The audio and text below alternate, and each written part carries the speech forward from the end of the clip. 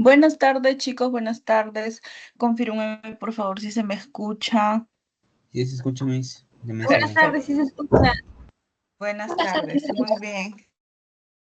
buenas Hola, hola, tardes. ¿cómo están? Espero que se encuentren muy bien. Sí, buenas tardes. Vamos ¿qué? A la pantalla completa, perfecto. Ahí está. Bien, chicos, el día de hoy nos corresponde hablar sobre las civilizaciones, ¿sí? Del viejo mundo, ¿sí? Es el nombrecito que se les da a estas cuatro que vamos a estudiar el día de hoy, ¿sí? Mesopotamia, Egipto, India y China, ¿sí? Vamos a ver que estas cuatro grandes civilizaciones, ¿sí? Van a ser muy importantes porque serán las primeras, ¿sí? En este caso, donde se tiene el primer registro, pues, del inicio, por ejemplo, de la agricultura, el primer inicio de lo que vienen a ser estados como tal, ¿sí? Estados esclavistas, ¿sí?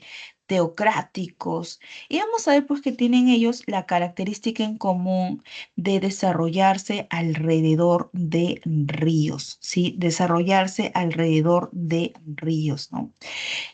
Vamos a recordar, vamos a ver cuáles son estos ríos. Cada uno de los, en este caso los que vamos a mencionar el día de hoy, ¿no? Tienen ríos y la población pues se desarrolló en los valles de estos ríos, ¿sí?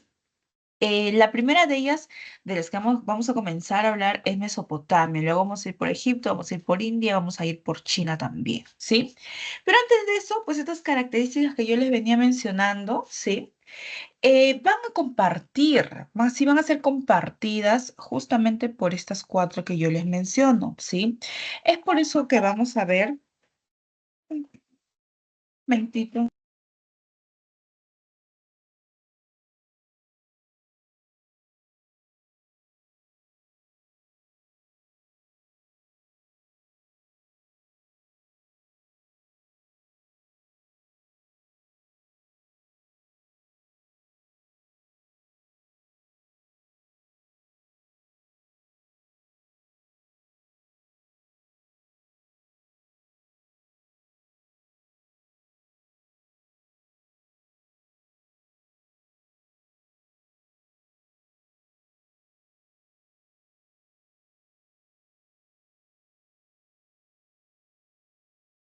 Discúlpame, chicos, era una llamada importante.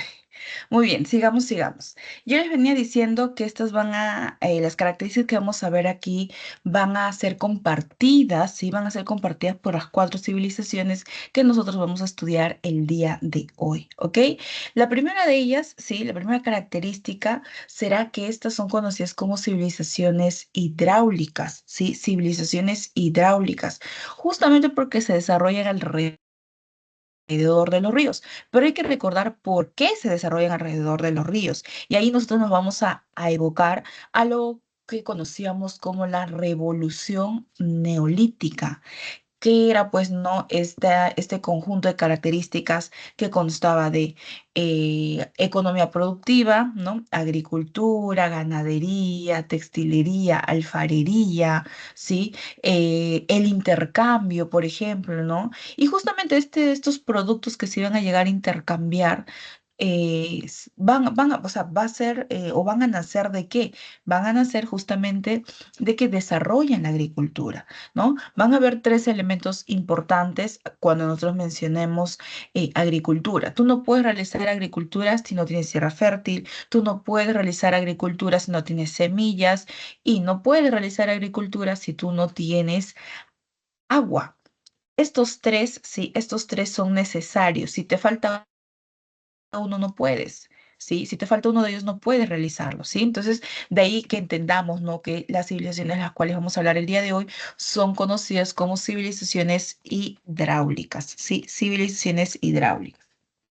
La siguiente característica vienen a ser que son estados teocráticos, ¿sí? Estados teocráticos. ¿Qué quiere decir? Que a nivel de, vamos a decir, política, de religión y de ciencia, van a ser los sacerdotes, ¿sí? Los sacerdotes los que manejen esta información. El sacerdote gobierna, el sacerdote se encarga del culto a los dioses, ¿sí? Y sobre todo el sacerdote conoce cuándo llegan las lluvias, conoce cuándo debe darse el inicio de, en este caso, de los sembríos, ¿verdad? Entonces, estas características que yo le menciono, ¿no? Gobierna, adora a los dioses, sabe, tiene conocimiento, ¿no? Y ya, entonces, como esto lo van a manejar un cierto grupo, ¿sí? Un cierto grupo, y ese grupo es el que domina, decimos que estos son estados teocráticos, ¿sí? O dominados por castas sacerdotales. ¿Qué es una casta? Un grupo de personas que tiene poder, ¿no? Entonces, los estados teocráticos estarán, ¿sí? Los estados teocráticos estarán, bueno, vamos a decir que caracterizarán a cada una de las que vamos a mencionar el día de hoy, ¿sí? Gobiernan sacerdotes, ¿sí? Muy bien, la siguiente característica es que estas civilizaciones tienen sus creencias en muchos dioses, múltiples dioses, ¿sí? Múltiples dioses, ¿sí? Eso va a generar que ellos puedan realizar construcciones en honor a sus dioses, ¿sí? Y que justamente en esas construcciones, pues no que van a ser templos, sirva para hacer las ceremonias de culto, ¿ok? Ahí vamos a tener, pues, ¿no? Lo teocrático, ya sabemos que sacerdotes, y politeístas es, en este caso, a los dioses, que van a ser diversos, ¿ok? Ahí los tenemos. También vamos a decir que estas son organizaciones militares, ¿sí? Vamos a tener, así como bien casta de sacerdotes, vamos a tener casta de militares. ¿Qué quiere decir esto, profesor? Muchas veces ya el sacerdote podrá tener mucho conocimiento, ¿verdad? Podrá ser un buen administrador, ¿verdad? Organizar, pero se va a dar cuenta que dado el momento necesita de militares para poder tener, ¿qué cosa? El poder. Para mantener el poder, en este caso, a través de la fuerza, ¿sí? Vamos a ver que estas también van a ser sociedades expansivas, ¿sí? Entonces, si tú te quieres, vamos a decir, expandir en territorio, necesitas un buen ejército. De la misma forma, si tú lo que quieres es defender tu territorio, vas a necesitar un ejército, ¿sí? Entonces, eso es lo que nosotros vamos a poder observar de este lado, pues, ¿no? De este lado de la característica de que son organizaciones militares, ¿sí? También vamos a decir que son sociedades jerarquizadas, ¿sí? ¿Por qué jerarquizadas? Porque están divididas, ¿sí? Divididas por estamentos, por grupos, los cuales son, vamos a decir, pues un tanto difíciles, sí, difíciles de mover, ¿no? El gobernante siempre será el gobernante y estará por encima. No vamos a ver un gobernante que esté en el pueblo, por ejemplo, no, el gobernante siempre estará por arriba, la nobleza le seguirá el paso, ¿no?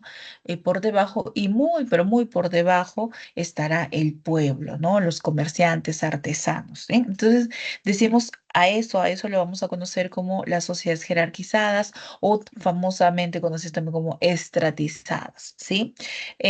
Cuando normalmente hablamos de las sociedades nos vamos a evocar, ¿no? Una especie de triangulito, ¿no?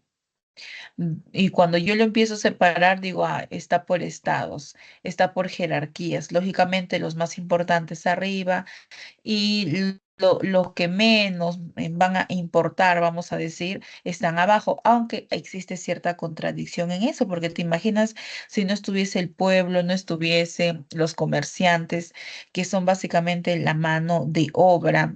Si la fuerza de trabajo de toda sociedad no existiría, ¿para qué tendríamos un gobernante? ¿Para qué tendríamos nobles? ¿No? Entonces, es quizás un poco contradictorio, ¿no? Y es algo que se critica, o bueno, se va a ver bastante criticado en lo que es la Revolución Francesa, por ejemplo, ¿sí? Pero eso lo vamos a ver más adelante. Y lo siguiente, sociedades esclavistas, ¿sí? Vamos a ver, ¿sí? Que si bien en un inicio los esclavos van a ser parte de lo que viene a ser, ¿no? la propiedad del Estado, ¿sí? Que es netamente en la edad de bronce, ¿sí? Porque estas de las que vamos a hablar el día de hoy se han desarrollado o aparecieron en la edad de bronce, ¿ok?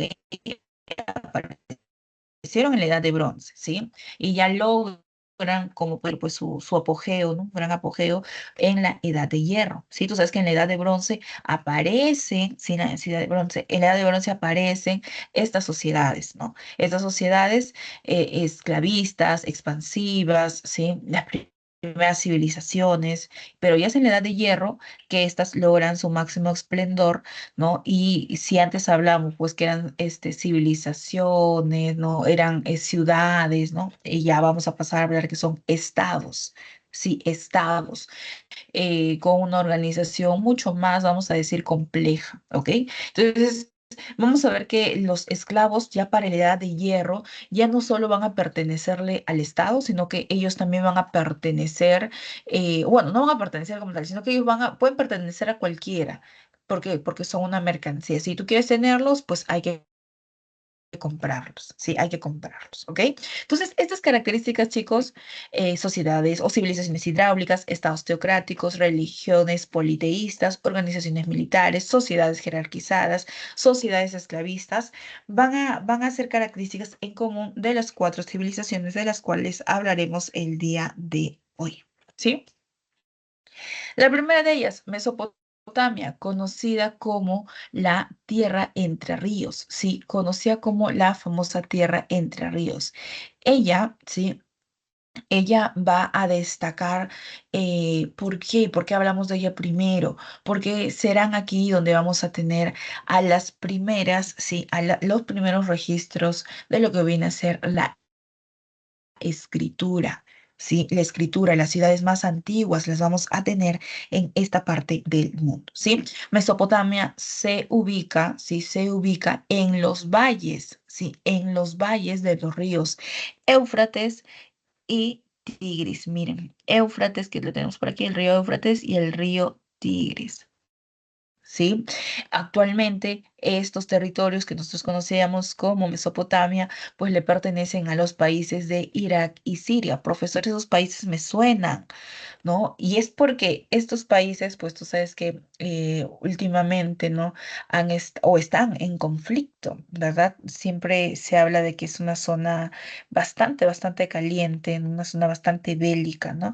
Lo que ha llevado también, chicos, a que, por ejemplo, ciertos restos arqueológicos que quedaron de estas culturas, de estas civilizaciones, al día de hoy, pues ya estén destruidas, ¿no? Y que si las volvemos a ver es porque fueron reconstruidas, ¿sí? Reconstruidas, ¿no? Ya tuvieron que iniciar desde cero, por decirlo de alguna forma, ¿sí?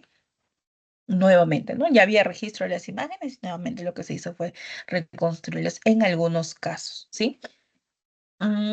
Mesopotamia, como tal, estas tierras van a estar divididas en tres zonas, las que se van a conocer como Sumer, Akkad y Asur, ¿sí? Sumer, Akkad y Asur, ¿no? La zona sur era conocida como Sumer, ¿sí? Sumer, la zona central como Akkad, ¿sí? Akkad, y Asur, ¿sí? Asur, la zona norte, ¿sí? La zona norte, ¿sí? Aquí los vamos a tener. En este mapita podemos observar, ¿sí? Podemos observar respecto a los distintos periodos históricos, como en cada una de ellas, ¿sí? En cada una, por ejemplo, en el periodo sumerio-acadio, que va a ser el inicio de Mesopotamia, solo van a ocupar, ¿sí? Solo van a ocupar este pequeño espacio, mira, ¿sí? Solo ocupan este pequeño espacio, ¿sí? Profesor chiquitito, ¿eso nada más era Mesopotamia? Sí. Aquí inicia, ¿no? Con las primeras ciudades, ¿sí? Las primeras ciudades-estado. Vamos a tener a Uruk, Lagash, Akkad, ¿sí? Luego vamos a tener en el Imperio Babilónico, lo que está de Celestito, ¿sí? Se expanden nuevamente, en este caso se expanden, comienza la expansión. Profesor, uy, llegan bastante lejos, ¿verdad? Profesor estaba ya mucho más grande, ya. Sí, mucho más grande, perfecto, en el Imperio Babilónico. Y logran su máxima expansión en el Imperio Asirio, en el periodo asirio. Bien, vemos aquí ya, en este caso, que van a lograr, sí, incluso llegar a tener, bueno, ya tenían contacto con los egipcios, sí, pero llegan ahora, ¿qué cosa? A invadirlos. Miren, por acá está Egipto, chicos. Hasta aquí. ¿sí? Aquí vamos a ver, ¿no? Por lo tanto, la máxima expansión de Mesopotamia se da con el Imperio Asirio, sí. Y si ustedes notan, en cada una de las expansiones que estamos viendo aquí en el mapita, ¿sí? Estamos viendo en el mapita, vamos a observar, ¿sí? Que por más que se expanden, no se alejan de los ríos, ¿sí? No se alejan de los ríos. ¿Por qué, profesora? Porque el río es la fuente, ¿sí? Es la fuente de la actividad principal que van a realizar ellos, que viene a ser la agricultura. ¿Sí? La agricultura. Tú no puedes hacer agricultura sin agua, sin tierra fértil. ¿Y qué te va a dar eso? El río. El río te da esto. ¿Ok? Entonces esto para más o menos guiarnos, ver, ¿sí? Para poder ver, ¿no? Respecto a la expansión, ¿sí? Que se va a dar en los distintos momentos que vamos a ver justamente aquí en los periodos históricos. El primer periodo histórico, sí, el primer periodo histórico viene a ser el periodo sumerio-acadio. Aquí nosotros vamos a poder observar, sí, aquí vamos a poder observar que vamos a tener pues una especie de separación, sí. Cada ciudad-estado, ¿no? Es independiente, sí, cada ciudad-estado es independiente y es gobernada por un rey sacerdote, el cual es conocido como el ENS, sí, ENS, ese es el nombre que vamos a tener para este rey sacerdote, ¿sí? Vamos a ver también que estas primeras ciudades, las ciudades más antiguas, ¿sí? Serán Uruk, Ur y Lagash, ¿sí? Estas van a ser las ciudades que no debemos de olvidar, ¿sí? Es más, vamos a ver que en la ciudad de Ur, sí, en la ciudad de Ur, se va a encontrar, sí, se va a encontrar el famoso estandarte de Ur, ¿sí? Que es una especie de, vamos a decir, de cajón, ¿sí? De madera, de materiales de madera, ¿sí? Y en él, sí, en él se han dejado, pues, gráficos, dibujos, ¿sí? Se ha dejado dibujos, ¿sí? Y pues vamos a ver qué nos dice estos dibujos. Primero, están divididos. Divididos, sí, mire, divididos. Sí, podríamos decir, pero están divididos por estratos, sí. Sí, están divididos por estratos.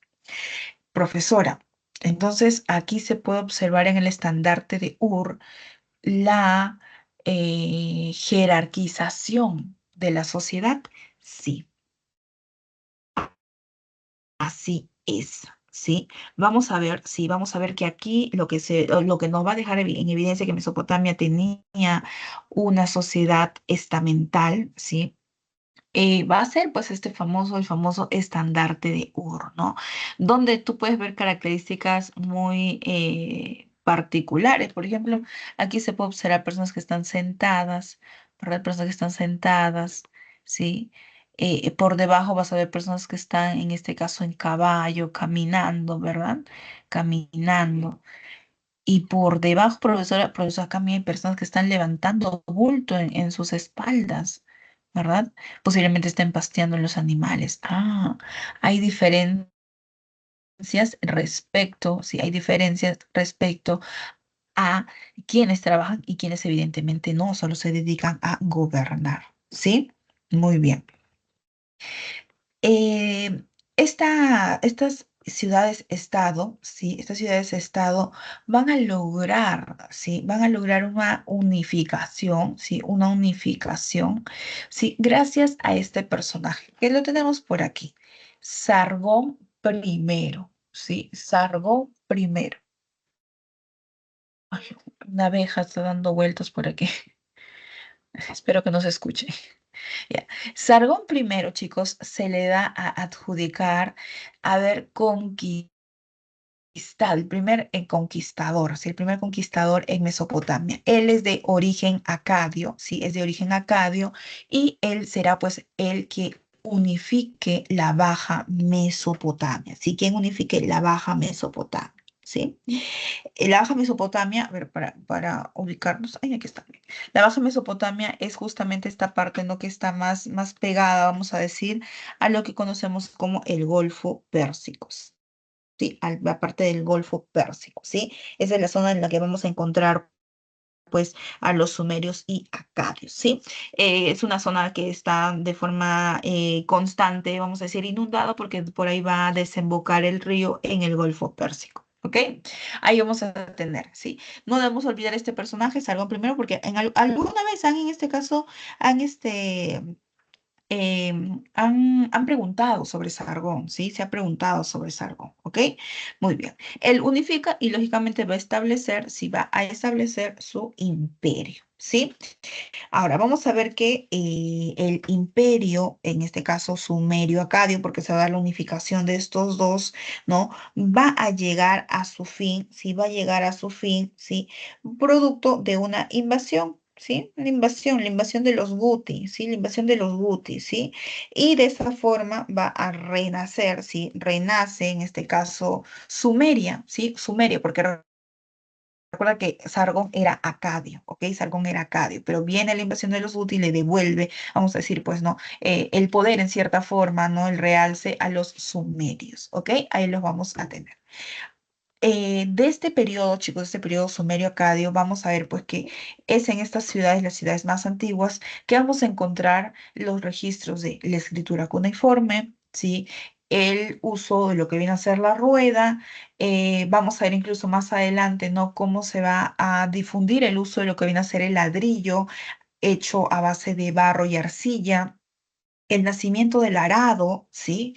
Y también el torno alfarero. ¿Qué es el torno alfarero? Es una maquinita que hace girar una base sobre la cual tú colocas, pues, no, la arcilla y la vas moldeando, ¿sí? Esta se va moviendo y tú la vas moldeando, ¿sí? En la actualidad se sigue utilizando esa maquinita, pero ya mucho más, vamos a decir, mucho más moderna, ¿sí? Luego tenemos el primer imperio babilónico. En el primer imperio babilónico, sí, vamos a ver que será, pues, no, lograda por un grupo no conocido como los amorreos, ¿sí? Ellos van a llegar a la zona que conocemos como Mesopotamia, ¿sí? Y van a establecer, ¿sí? Un centro. ¿Y ese centro cuál será? Babilonia, ¿sí? Será Babilonia, que lo tenemos por aquí, miren este puntito, ¿sí? Será Babilonia. ¿Ok? Aquí el puntito de rojo, ¿sí? Establecerán en este caso Babilonia. Y vamos a ver, pues, ¿no? Que aquí, ¿sí? Y quien destaca de este periodo, ¿sí? Quien destaca de este periodo será el famosísimo Hammurabi. Sí, Hammurabi. El rey Hammurabi logrará aquí la unificación de Mesopotamia. ¿Sí? Si yo no puedo olvidar a Sargón en este caso en el periodo sumerio-acadio, tampoco me puedo olvidar de Hammurabi en el primer imperio babilónico. ¿Sí? ¿Y por qué se lo recuerda a él? Porque él va a compilar, ¿sí? Va a compilar el gran código, ¿sí? El gran código de que nosotros conocemos como el código de Hammurabi, ¿sí? El código de Hammurabi es esto que tenemos aquí. ¿Sí? Esto que está aquí es el código Hammurabi, ¿sí? Aquí se puede observar a Hammurabi recibiendo el código por parte de quién? Por parte del dios Marduk. Marduk es el dios de los babilonios, ¿sí? Marduk es el dios de los babilonios, ¿sí? Vamos a ver que muchos creen que Hammurabi fue quien va a crear el código, va a crear las leyes del código. Y no es así. En realidad lo que Hammurabi hace es hacer una compilación de los códigos ya existentes, sí, de los códigos ya existentes en las distintas ciudades. Cada ciudad, sí, con su, en este caso, con su ens, ¿no? Su rey sacerdote, ¿sí? Tenían un código que generaba, pues, ¿no? Qué cosas se pueden hacer, qué cosas no se pueden hacer, qué cosas son malas y qué cosas deben de tener castigo, por lo tanto, ¿sí?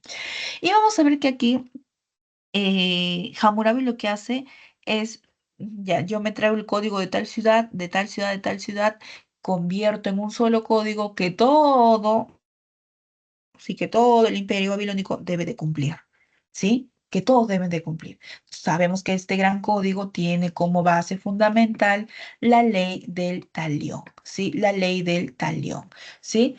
Este, este, ay, un ratito, chicos, la abeja, chicos, entró a mi habitación. Ya la atrapé. Ya, que se quede. Muy bien, sigamos, sigamos. Esta famosa, este famoso código que tiene como base la ley del talión, que nosotros conocemos la del ojo por ojo, diente por diente, ¿verdad?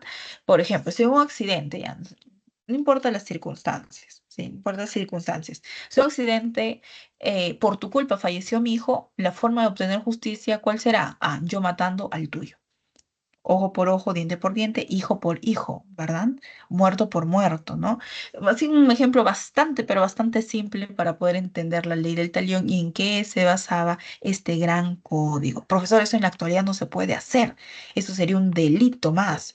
Ah, porque nuestros valores actuales, nuestras leyes actuales son completamente distintas a los valores que teníamos en esta época. ¿Ok? Entonces, para entender más o menos el código de Hammurabi, la ley del talión, va a ser la base, ¿sí? La base de este gran código. ¿Ok?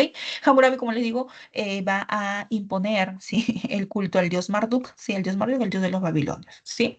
¿Y cómo llega a su fin? ¿Cómo cae el primer imperio babilónico?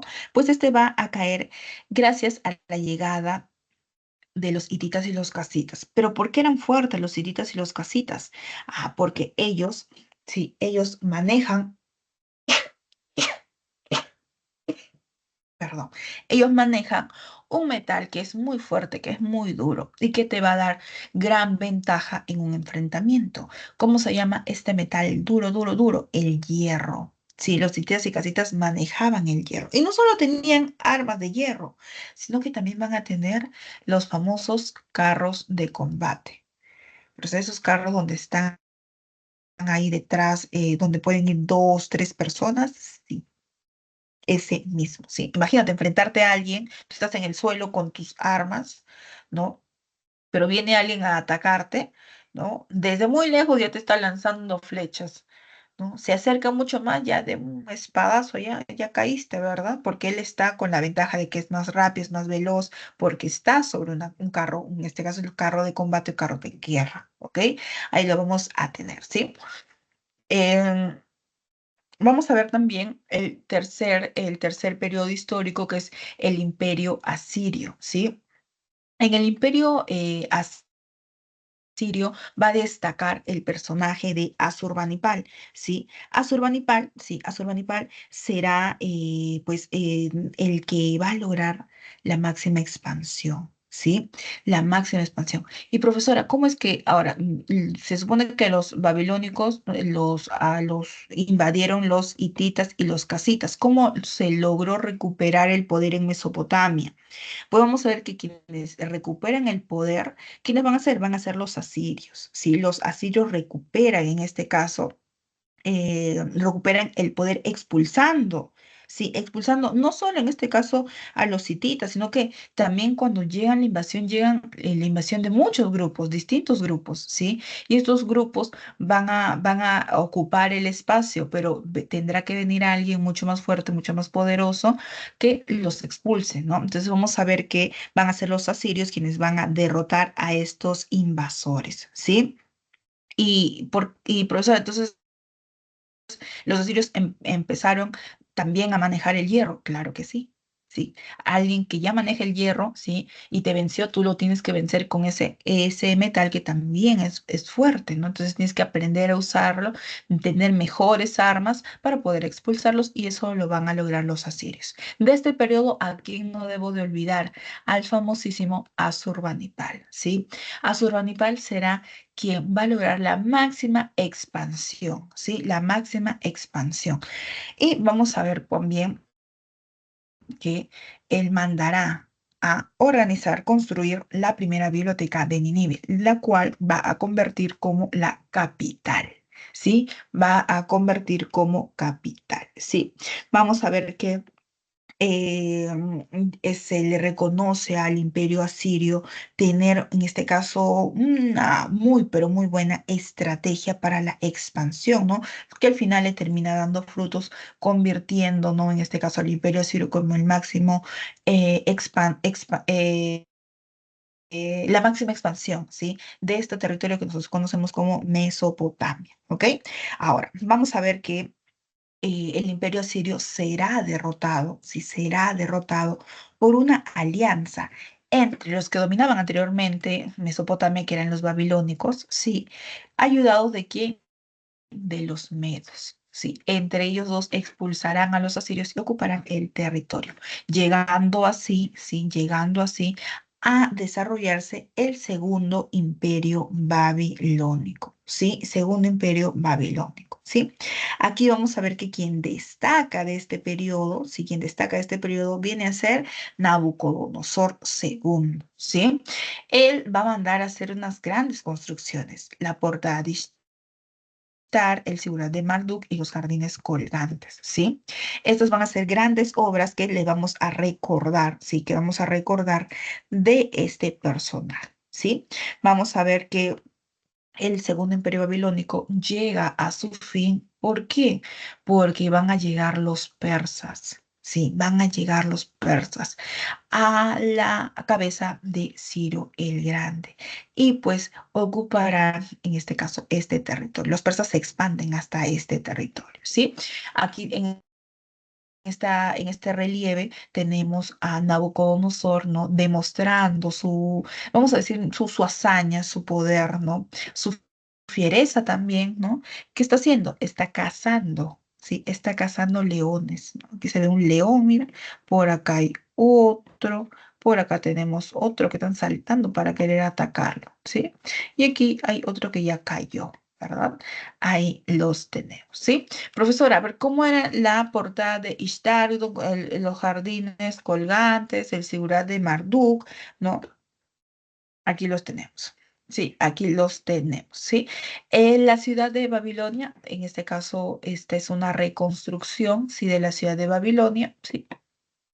Donde vamos a tener que en este caso, la portada de Ishtar o la puerta de Ishtar viene a ser, pues, el ingreso hacia la ciudad.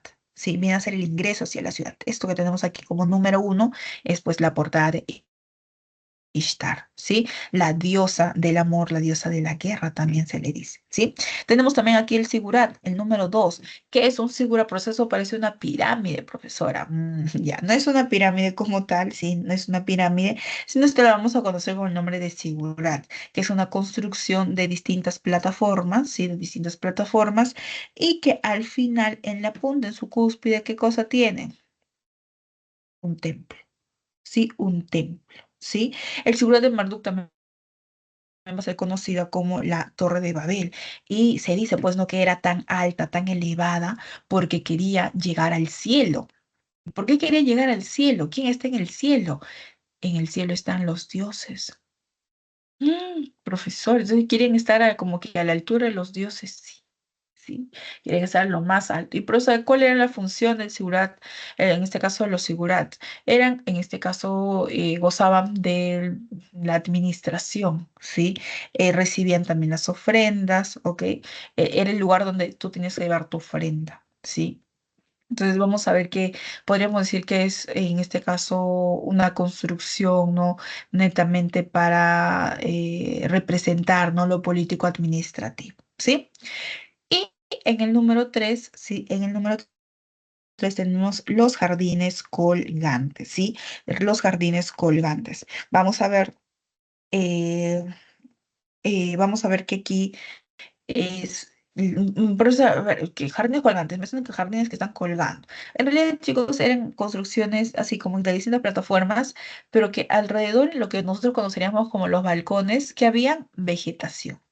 Bastante vegetación, ¿sí? En lo más alto también había vegetación, lo que desde lejos, sí, desde lejos, pareciera pues que en este caso fuese un jardín, pero que estuviese colgando del cielo, ¿no? Por eso le dicen los jardines colgantes, ¿sí? Los jardines colgantes, ¿sí?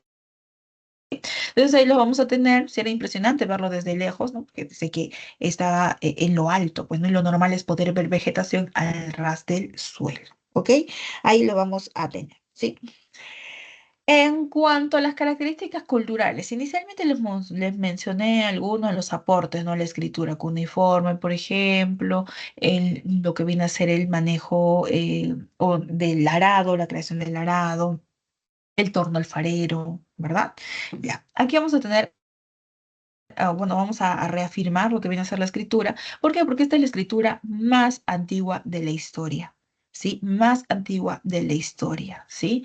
Esta escritura se realizaba sobre, ¿sí? Sobre la arcilla, ¿sí? Sobre la arcilla. Y se utilizaba una especie de punzón que estaba hecho a base de caña, ¿sí?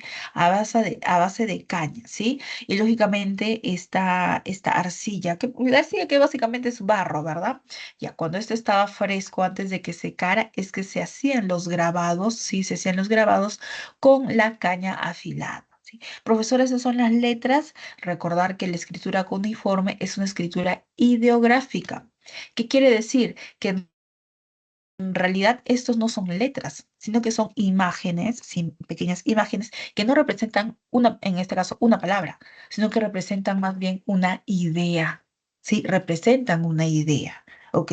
No es como la escritura alfabética, ¿no? O lo que conocemos como fonética, donde cada letrita tiene qué cosa, un sonido, ¿no? Tú vas a, incluso cuando nos han enseñado, ¿no? A leer, escribir, eh, recordarás tú, pues, ¿no? Que cada letrita tiene una pronunciación, ¿no? Y cuando has estado en inicial, en primaria, yo, ¿cómo se llama esto? Y todos, ¿cómo se pronuncia esto? Y no dices S, ¿verdad? Sino nosotros decimos porque esta letrita representa un sonidito, ¿no? Y así cada una de ellas, ¿no? Tú analizas nuestro alfabeto castellano, cada una de ellas representa, ¿qué cosa? Un sonido. Ah, porque es la escritura alfabética, pero en la escritura cuneiforme no. Aquí vamos a ver que se representan ideas, ¿sí? Y profesora, ¿cómo es que se logró la descifración? Ah, pues no se tuvo que darle sentido a cada uno en este caso, de las imágenes, y quien va a lograr descifrar esto será Henry Rawlinson. Sí, Henry Rawlinson, en 1846. En cuanto a la arquitectura, pues la arquitectura tú vas a ver pues que es monumental, ¿no? Son grandes construcciones, sí, grandes construcciones, y como les había mencionado al inicio, ¿no? Ellos van a utilizar el ladrillo, ¿sí? El ladrillo, ¿sí? Es ladrillo a base de adobe, de arcilla, ¿sí? Vamos a tener eso y eso va a generar, pues, ¿no? Que sus construcciones puedan durar, ¿sí? Puedan durar, ¿sí? Ahí los vamos a tener. Tenemos también lo que viene a ser la religión, ¿sí? La religión. Y en la religión, pues vamos a destacar, ¿sí? Que es una religión politeísta, múltiples dioses, ¿sí? Múltiples dioses. Vamos a ver también, sí, vamos a ver que sus dioses principales, ¿quiénes serán? Ah, tenemos a Ishtar, mira, Ishtar, la diosa del amor, la justicia. Tenemos en este, no, perdón, diosa del amor, la guerra, ¿sí? Shamash, que viene a ser el dios el dios de la justicia, él es el de la justicia, ¿sí? Ishtar es del amor y la guerra. Marduk, el dios de los babilonios, ¿sí? Recordar el dios de los babilonios, y Asur, el dios de los asirios, ¿sí? El dios de los asirios, ¿sí? Aquí podemos observar ciertas, vamos a decir, pues, imágenes, ¿no? De cómo representaban a sus dioses, ¿sí? Cómo representaban a sus dioses. Tú puedes ver, profesora, tienen características antropomorfas, ¿no? Parecen humanos, sí, parecen humanos, ¿sí? Pero tú puedes observar a Ishtar, mira sus piecitos. Profesores, son no es humanos, los piecitos no son humanos, por eso decimos que son antropomorfas con ciertas características particulares que podrían ser de animales, ¿ok? Ahí los vamos a tener. Esto viene a ser Mesopotamia. Vayamos por el siguiente, Egipto, ¿sí? Vamos a ver que Egipto, al igual que Mesopotamia, va a desarrollarse alrededor de un río, en este caso el río Nilo, ¿sí? Aquí se los presento, ¿sí? El río Nilo, tú sabes que va en esta dirección, ¿verdad? ¿Y por qué va, profesor, en esa dirección, ¿no? De sur a norte. Porque quien va a determinar el recorrido del río va a ser el espacio geográfico, ¿sí? Y vamos a ver que esta parte que está un poquito más oscurita, este amarillo más oscuro, un mostaza, podríamos decir, ¿no? Representa la zona elevada. Profesora, montañas, sí, montañas, ¿sí? Entonces, eso generaba, pues, ¿no? Que él direccionara, ¿no? Direccionara el camino del río, ¿sí? Por eso que en Egipto vamos a tener el Alto Egipto y el Bajo Egipto, ¿sí? El Alto Egipto estaba representado por una corona blanca y el Bajo Egipto por una corona roja, ¿sí? Una corona roja. ¿Ok? Y vamos a ver, pues, ¿no? Que es en el Bajo Egipto que se van a dar las grandes construcciones porque justamente es la parte o la zona plana, ¿sí? Es la zona plana, ¿ok? Ahí los vamos a tener, ¿no? Que se puede observar, ¿no? Las distintas construcciones, templos que se van a tener, las pirámides, ciertos oasis que vamos a tener, ya que el continente africano no, a veces creemos que es todo un desierto, no, no, no, tiene zonas en este caso donde vamos a tener pues agua y los oasis van a ser la característica pues no del desierto, ¿no? La gran bendición del desierto que normalmente pues es seco. ¿Ok? Muy bien, ahí los tenemos. En cuanto a lo que viene a ser la importancia del río Nilo en la civilización egipcia, tenemos que rescatar, sí, tenemos que rescatar los ciclos del Nilo, ¿sí? Vamos a tener la época de la inundación, ¿sí? La época de la inundación que viene de junio a octubre, ¿sí? De junio a octubre venía la inundación, el río se desbordaba. Profesora, ¿destruía todo su camino seguramente? No. ¿Por qué? Porque esta inundación, sí, esta inundación es una inundación controlada por la población. Sabe que todos los meses va a llegar esta inundación y por ende hay un control de ello, ¿sí? ¿A qué me refiero con control? Hacían, en este caso, canales, sí, canales para que el agua pudiese llegar lo más lejos posible, porque el agua no venía solita. ¿El agua con qué venía? Con el famoso limo. Sí, limo, ¿no? Que era pues una especie, vamos a decir, ¿no? Imagínate una especie de sustancia que lo que ocasiona es darle fertilidad a la tierra. Sí, darle fertilidad a la tierra. ¿Sí? De octubre a febrero, vamos a ver que el río llegaba o regresaba a su curso normal. Sí, en este periodo ya empezaba, en este caso, ir por su curso natural. ¿Sí? Pero ya había dejado el limo a los alrededores, ¿verdad? Ya había dejado el limo a los alrededores. Entonces, ¿qué hacía la población? Sembraba. ¿Sí? Sembraba sus productos. Sí, sembraba sus productos. Y dependiendo del tipo de producto que tú vayas a sembrar, ¿no? Que puede, en este caso, ¿no? Tú puedes ver los frutos, no sé, en 2 meses, 3 meses, ¿no? 4 meses, ya. Dependiendo de eso. De octubre a febrero la población se dedicaba a sembrar, ¿sí? Porque el río ya estaba en su lugar. De marzo a junio, el río seguía en su lugar, sí, seguía en su lugar, con la diferencia de que ya los productos que tú has sembrado, ¿qué tenías que hacer?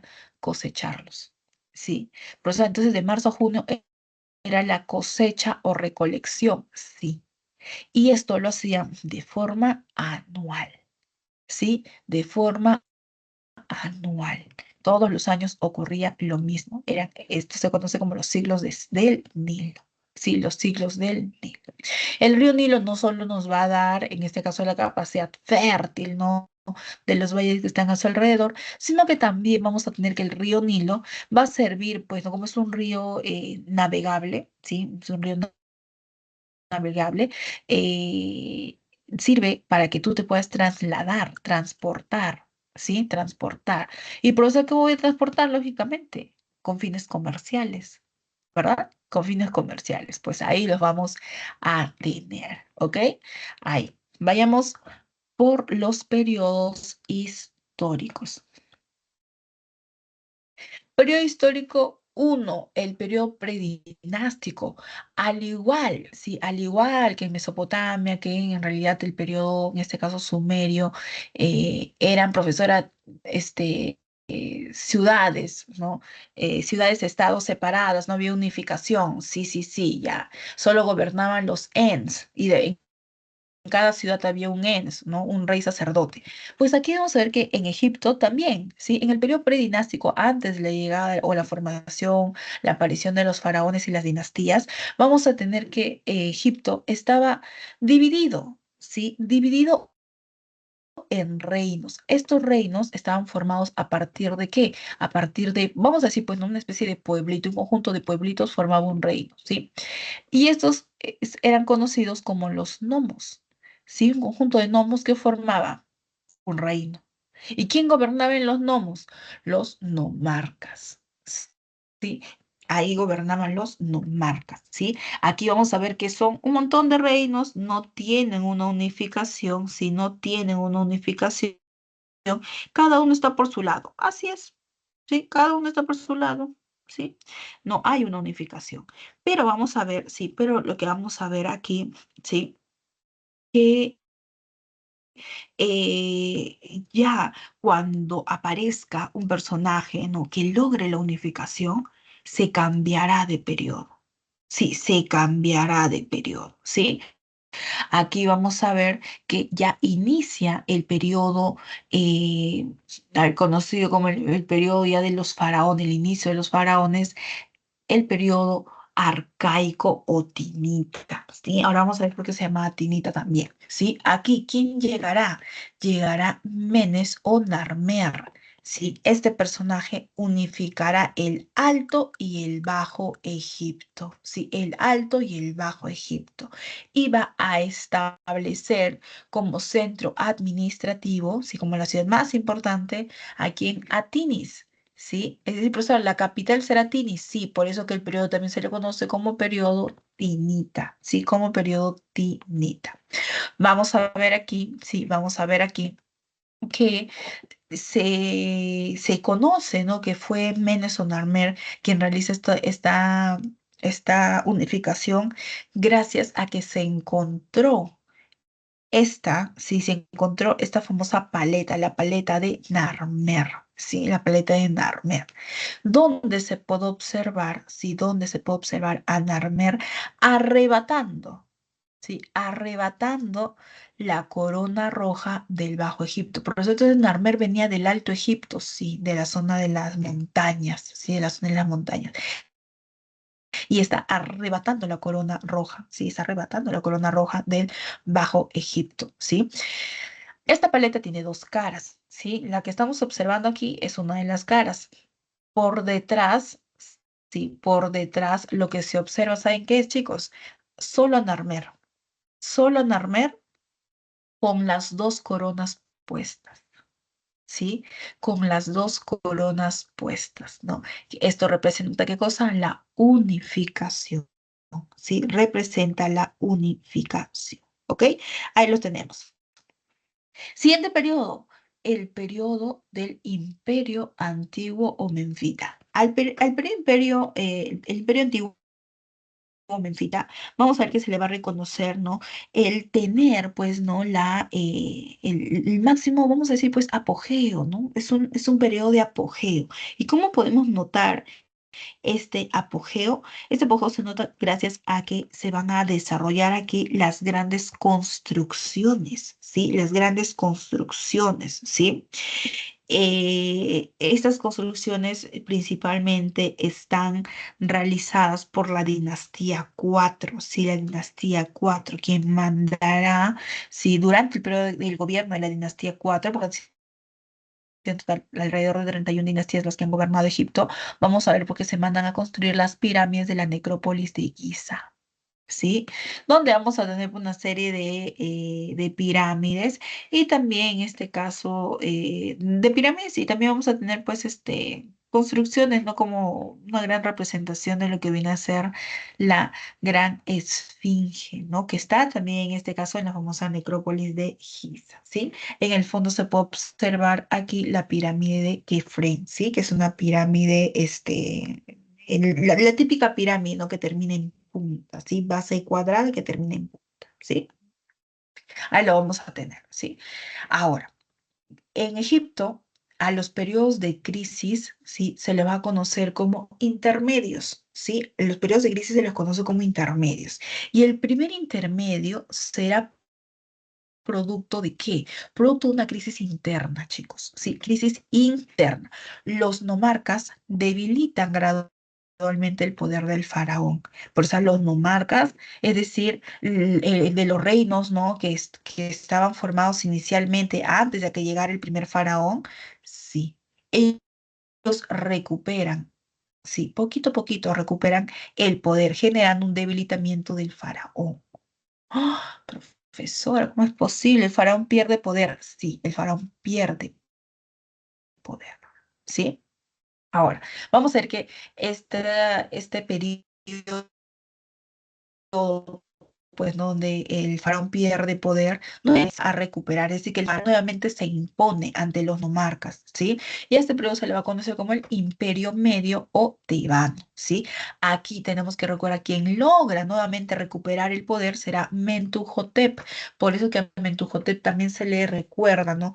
Por haber realizado la segunda unificación, ¿sí? Segunda unificación. Profesora, él acabó con la crisis, entonces, sí, él acaba con la crisis, ¿sí? Y instala, pues, ¿no? Nuevamente el Imperio Medio, estableciendo como capital a Tebas, ¿sí? Estableciendo como capital a Tebas, de que este periodo también se conoce como el periodo tebano, ¿sí? Allí se establece el culto nacional a Amón. Culto nacional a Amón, profesora, ¿cómo es eso? Sí, y los demás dioses ya no están, no, no, no. Solo se menciona que un dios nacional al que todos deben adorar es Amón, pero pueden haber dioses menores alrededor, ¿ok? Entonces no hay ningún problema con ello, no es que se esté suprimiendo a los demás dioses, no, solo lo que se considera que este será el dios principal, ¿ok? Este periodo, sí, este periodo también se va a caracterizar por tener una crisis, pero esta crisis será, vamos a decir, pues, mucho más fuerte. ¿Por qué? Porque la crisis se va a producir por un factor externo. Sí, externo. Aquí en el primer intermedio son los nomarcas, le quitan el poder al faraón, pero aquí en el segundo intermedio vamos a ver que ellos van a recibir una invasión, la invasión de los Ixos. ¿Sí? Los Ixos manejaban, en este caso, armas de hierro, manejaban el caballo, ¿sí? Manejaban el caballo, lo que ocasiona que ellos tengan mayor ventaja en el enfrentamiento con los egipcios, ¿sí? Aquí lo vamos a tener. Y de esta forma, pues este imperio, el imperio medio o tebano, llega a su fin. Luego vamos a tener, sí, luego vamos a tener el imperio nuevo o neotebano, donde se recupera nuevamente el poder, profesora, es decir, se vota a los Ixos, se expulsa a los invasores, sí. ¿Ok? Se expulsa a los invasores y se inicia un periodo donde vamos a ver pues la máxima, sí, la máxima expansión de Egipto. Aquí vamos a tener varios faraones, pero vamos a mencionar cuatro más importantes, sí, los más importantes. Primero de ellos, Tutmosis. ¿Por qué yo no debo de olvidar a Tutmosis? Porque Tutmosis logrará la máxima expansión, llevando los territorios egipcios hasta la zona que conocemos como Palestina, Líbano y Siria. ¿Sí? Tutmosis, máxima expansión. ¿Sí? Máxima expansión. Luego vamos a tener aquí, vamos a tener, ¿sí? A Amenofis. ¿Sí? Amenofis. Amenofis, ¿qué va a hacer? Va a imponer el monoteísmo. Profesora, monoteísmo es decir que solo un Dios. Sí, aquí sí vamos a ver, no es que Atón va a ser el Dios nacional, no. Aquí lo que se dice que Atón será el único Dios. Sí, el único Dios. Y profesora, ¿y eso en qué afecta? ¿No? Yo por eso no creo en nada, no me afecta si me dicen que de un día para otro de que no va a haber Dios, ¿no? Así que solo tenemos que adorar, todo el mundo adorar un solo Dios. Ya. ¿En qué afecta? Que cuando tú tenías un montón de dioses, también tenías qué cosa, un montón de sacerdotes. Un sacerdote para cada dios, ¿verdad? Pero si tú ahora vas a tener solo un dios, entonces solo necesitas un sacerdote. Y si ese sacerdote es el mismo faraón, ¿qué hiciste? Eliminaste a toda la casta sacerdotal, ¿verdad? ¡Ah! Profesora, por eso. ¿Y por qué era importante ser, en este caso, sacerdote? Porque ellos recepcionaban todo lo que era el tributo, las ofrendas, ¿no? ¿Qué cosa estás haciendo? Centralizar, sí, centralizar la creencia, sí. Ya no, no en los sacerdotes, sino que ahora es únicamente en el faraón. ¿Ok? Es por eso que la casta sacerdotal se va a enojar mucho porque los están eliminando, ¿sí? Y lo que vamos a ver es que lo que van a hacer es, pues, a Akenatón, que se había cambiado de nombre, ¿por qué van a hacer? Decir, ¿sabes qué? Akenatón, descansa en paz, ¿ya? Descansa en paz, ¿no? Y lo van a asesinar, ¿sí? Akenatón va a morir, ¿sí? Muy bien.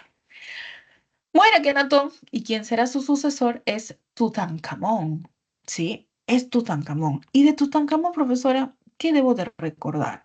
Que Tutankamón lo primero que hace al ocupar el cargo de faraón es restituir el politeísmo. Entonces, profesora, Akenatón quería monoteísmo y Tutankamón quería el politeísmo. Así es. Así es. ¿Sí? Y por eso se le va a recordar a Tutankamón. Claro que tú sabes, sí. Claro que tú sabes, profesora, que Tutankamón pues, es el más conocido de todos los faraones. ¿Y por qué es eso? Porque Tutankamón, sí, Tutankamón, su tumba, sí, su tumba será encontrada intacta. Sí, será encontrada intacta. Nunca nadie antes la había, ¿qué cosa? La había saqueado.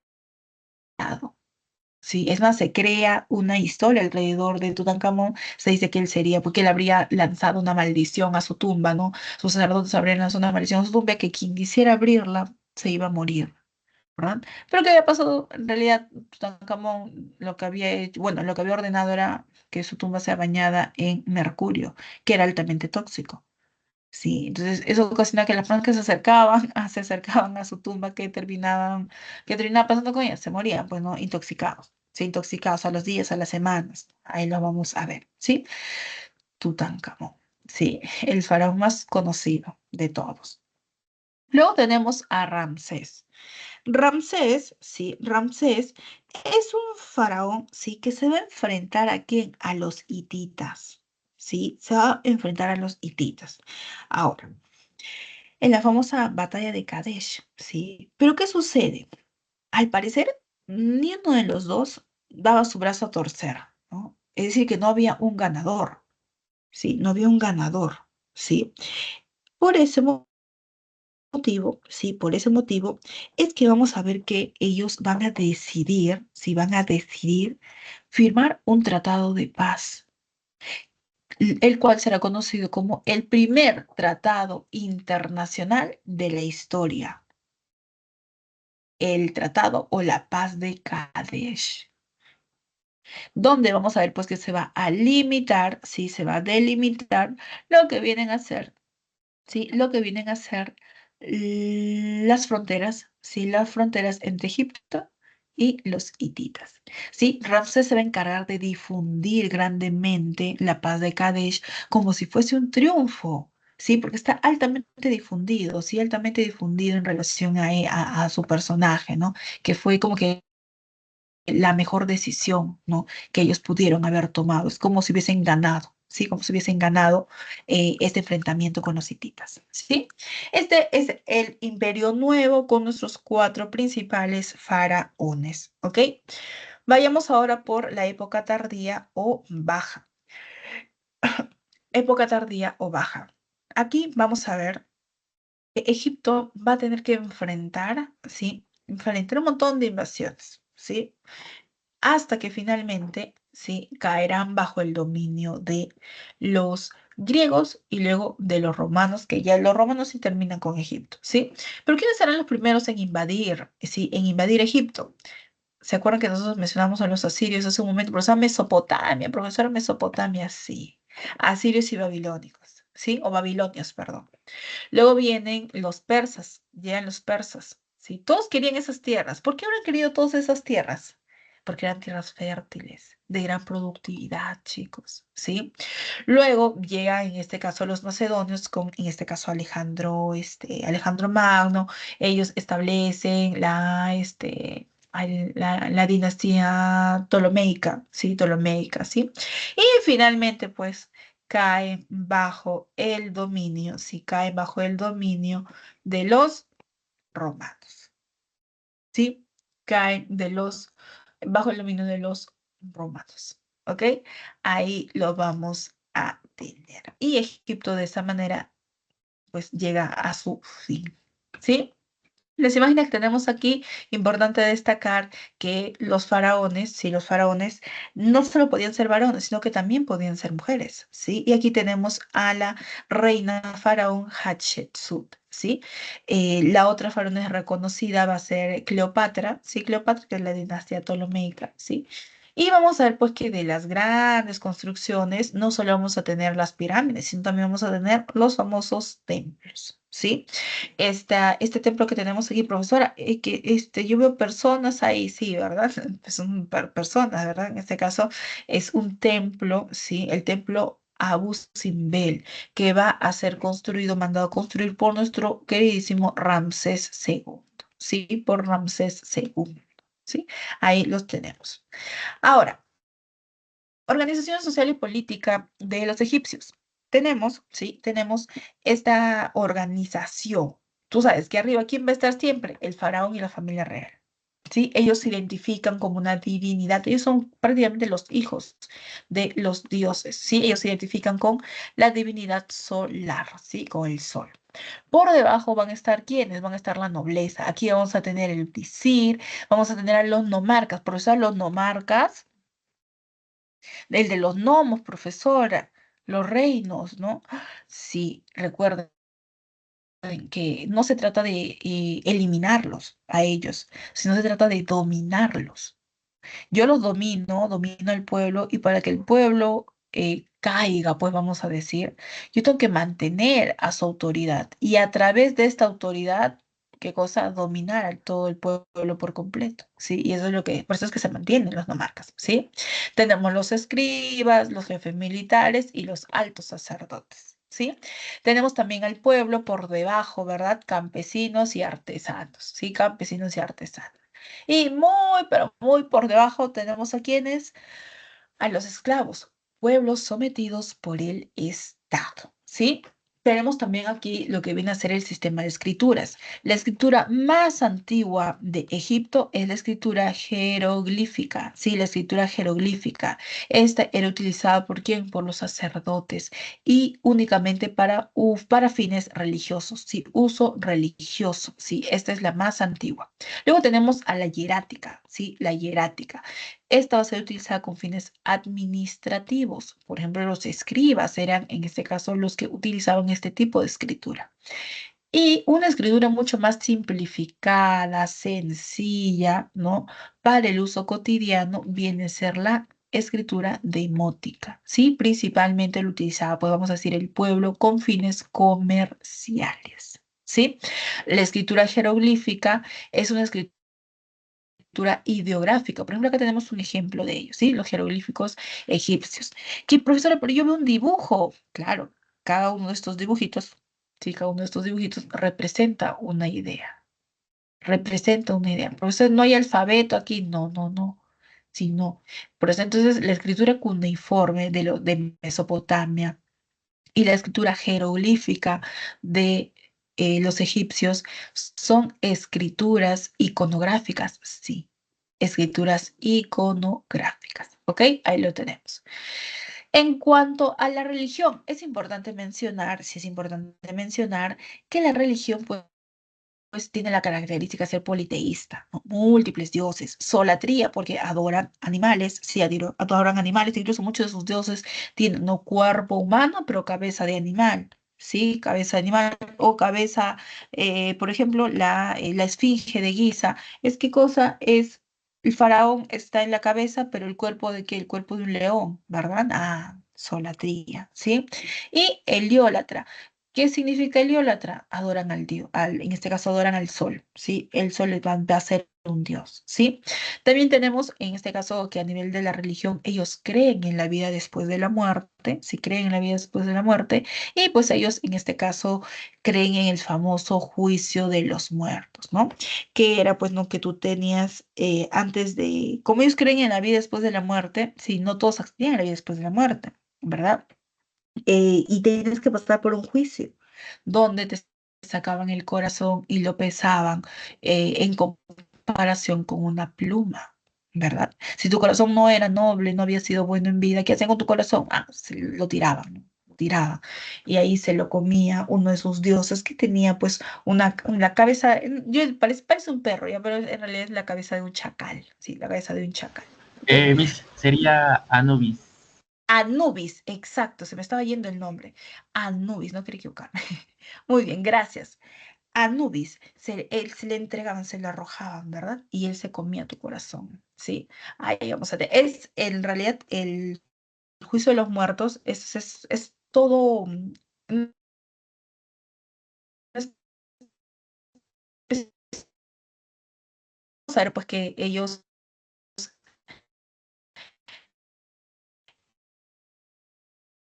yendo después de morir. Que es una buena persona en vida para que puedas pasar a la otra vida. ¿Ok? En cuanto a la arquitectura, vamos a tener, sí, vamos a tener que está dirigida ¿para qué? Para adorar a los dioses, no te olvides de eso, adorar a los dioses, adorar o exaltar a los faraones, ¿sí? La arquitectura va a ser principalmente monumental, son grandes construcciones, sí, con fines religiosos, porque adoran a los dioses, pero también con fines funerarios, porque ahí van a enterrar a sus faraones. ¿Sí? De la arquitectura, pues van a destacar qué cosa, las tumbas y templos. Profesora, ¿y todos los faraones sean enterrados de esta forma? No, en realidad hay más tipos de tumbas, pero tumbas que estaban al ras del suelo, que no, en este caso no podríamos hablar de gran arquitectura ahí, simplemente era una especie, vamos a decir, de nicho, pues, ¿no? Y hay tipo, no sé, vamos a decir, tipo Campofé, no sé, Mafre, ¿verdad? Que tú entiendes bajo suelo y encima solo colocan una pequeña lápida. ¿Verdad? Ya, así van a ser las primeras, en este caso, los primeros entierros, ¿sí? Pero vamos a ver ya que conforme vamos a ir avanzando, vamos a ver grandes construcciones, ¿sí? Y la evolución más o menos, pues, ¿no? De las tumbas funerarias, ¿sí? Van a ser las siguientes. Primera de ellas, la mástaba, ¿sí? La mástaba que consistía, básicamente es una pirámide, pero una pirámide trunca, ¿verdad? Una pirámide trunca, porque no termina en punta, ¿no? Ya. En ella, sí, en ella, por lo más alto se ingresaba, sí, se ingresaba y se dejaba pues el cuerpo, sí, el cuerpo aquí en la famosa cámara funeraria, sí, ahí lo vamos a tener. Tú sabes que también el cuerpo no era, o sea, que un cajón y listo, ¿no? Antes de llegar al cajón, en este caso, se colocaba de esta forma, ¿no? Porque en este caso los cuerpos son momificados, ¿verdad? Ya, ya. Y en este caso, estos cánopes se llaman, ¿sí? Los cánopes, ¿para qué servían? Para colocar las vísceras, ¿sí? Las vísceras del cuerpo de los faraones. ¿Cómo eso? ¿Cómo es eso, profesora? Obviamente le sacaban, vamos a decir, pues todo el aparato digestivo, imagínate el aparato digestivo, ya, el aparato respiratorio, ya, lo tenían que sacar. ¿Por qué? Porque cuando uno muere, lo primero que va a pasar es entrar en estado de putrefacción. Y lo primero que se empieza a podrir, ya así, por una palabra simple, vienen a ser tus vísceras, tu estómago, tus intestinos, todo. Entonces, si tú permanecías con eso dentro, no ibas a poder lograr una buena momificación. Tu cuerpo todo iba a entrar en estado de descomposición. Entonces se sacaba ello. Si se sacaba, los ojos se sacaban, ¿no? Y de esa forma nomás se podía lograr la momificación, ¿sí? Ya, entonces ahí y ahí al final se terminaba pues colocando lo que queda de tu cuerpo, ¿sí? Ya totalmente embalsamado, ¿sí? Se terminaba colocando aquí por debajo, ¿sí? En esta construcción conocida como las máscaras. Otro tipo de pirámides escalonadas, ¿sí? escalonadas, ¿no? Un ejemplo de eso va a ser la pirámide de Sosa, ¿sí? De Zoser, y aquí pues la cámara funeraria también es subterránea.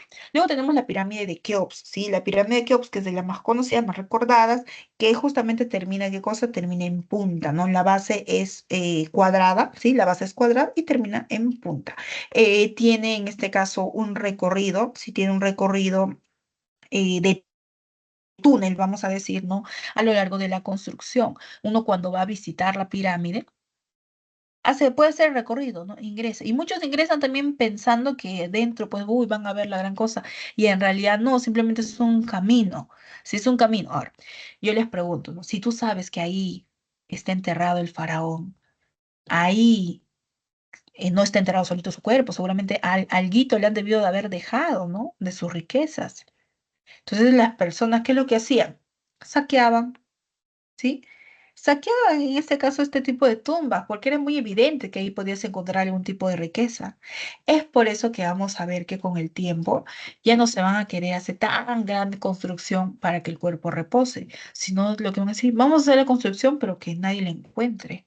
Y nacen así los hipogeos. Sí, nacen así los hipogeos. Por ejemplo, la tumba de Tutankamón es un hipogeo, ¿sí? Es un hipogeo. Estas van a estar muy a las afueras de la ciudad, sí, muy a las afueras de la ciudad, y vamos a ver, pues, bastante alejadas de la ciudad en el desierto, y al pie de una pequeña montaña, sí, al pie de una pequeña montaña, ¿ok? En este caso, tiene este recorrido en el túnel, ¿no? Por debajo, en la parte ya más ocultita, vamos a decir, eh, la cámara funeraria, sí, la cámara funeraria donde se encuentra el cuerpo, ¿sí? Se cree que podrían existir más hipogeos, solo que están cumpliendo su función de no ser encontrados, ¿sí? De no ser encontrados, ¿ok? Entonces ahí los tenemos, ¿sí? Ahí los tenemos, la evolución de las tumbas, ¿sí? La evolución de las tumbas egipcias, ¿sí? Vayamos ahora, aquí hay algo que no les he mencionado. Uy, no, no está, no lo quitaron. Ya, dentro de los aportes que vamos a tener de Egipto, ¿sí? Si hace un momento mencionábamos, ¿no? Que Mesopotamia tiene su calendario lunar, ¿sí? Su calendario lunar, los sacerdotes básicamente eran astrónomos, ¿sí? Eh, en Egipto lo que vamos a tener es el calendario solar, que es el calendario que nosotros utilizamos hasta el día de hoy, 365 días. ¿Sí? El calendario de 365 días es un aporte de los egipcios. ¿Sí? Los egipcios también conocían muchas ciencias, por ejemplo, manejaban lo que era la traumatología, ¿no? Estas lesiones, ¿sí? Lesiones por impacto, ¿sí? Fracturas, luxaciones, las conocían y las sabían curar, ¿sí? Y también tenían avances en lo que viene a ser la ginecología. Podían identificar cuando una mujer está embarazada, ¿sí? Y eso lógicamente lo relacionaban con ¿qué? Con el periodo menstrual, ¿sí? Entonces, vamos a ver que antes de que apareciera lógicamente la panza, ¿sí? Y ahí ya se habían identificado ciertas características, ¿no? Tipo las náuseas, por ejemplo, ¿no? Ciertos dolores, ¿verdad?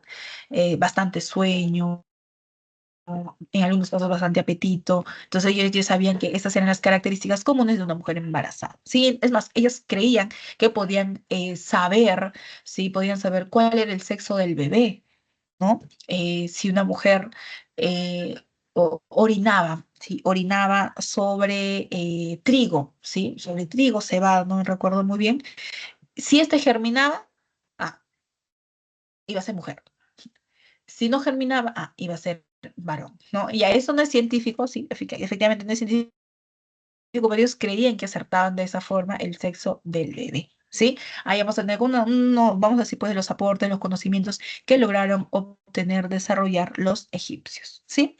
Muy bien, vayamos por nuestra queridísima civilización india, ¿sí? La civilización india, ¿sí? Ella se va a desarrollar, sí, se va a desarrollar alrededor, sí, alrededor de los valles formados por el río Indo y el río Ganges, ¿sí? El río Indo y el río Ganges, ¿sí?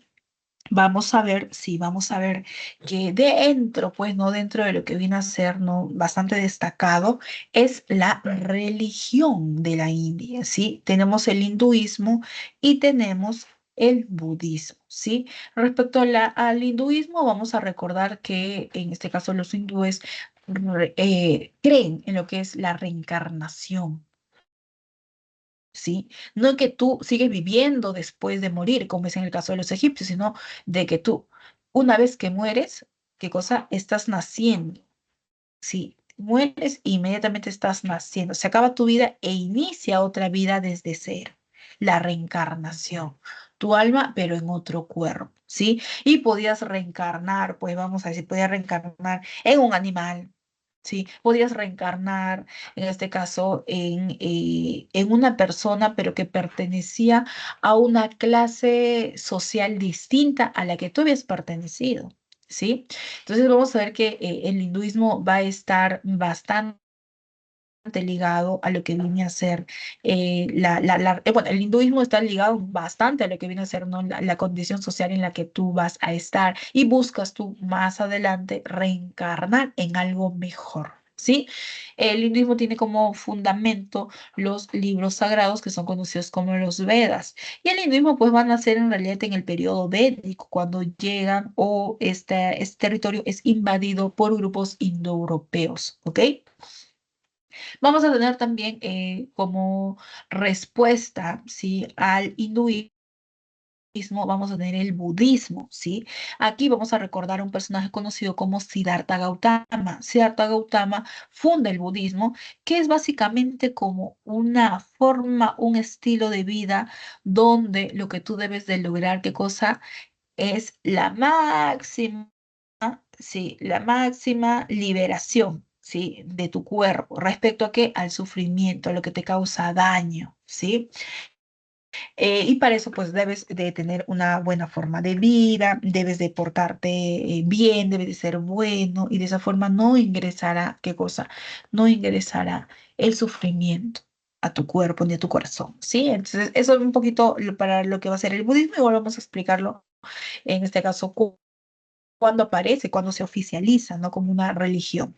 Tenemos dentro de los aportes de la India, el famoso cero posicional, ¿verdad? ¿Mm? El cero posicional es el famoso donde tú ubicas el cero a la derecha, no, si tienes un uno, por ejemplo, ya, es un uno, vamos a poner acá. Si tú ubicas el cero a la derecha, uy, se convierte en 10. Pero si tú ese cero lo hubieras colocado a la izquierda, ¿qué hubiera pasado con el número? No hubiera pasado nada porque seguiría siendo, ¿qué cosa? Seguiría siendo uno, ¿verdad? Ahí lo vamos a tener. Este viene a ser el famoso cero posicional. Ellos han inventado también el ajedrez, han inventado el yoga, ¿sí? Y su escritura viene a ser el sánscrito, ¿sí? El sánscrito. Aquí se va a observar a Buda meditando, ¿sí? En una estatua de Buda meditando.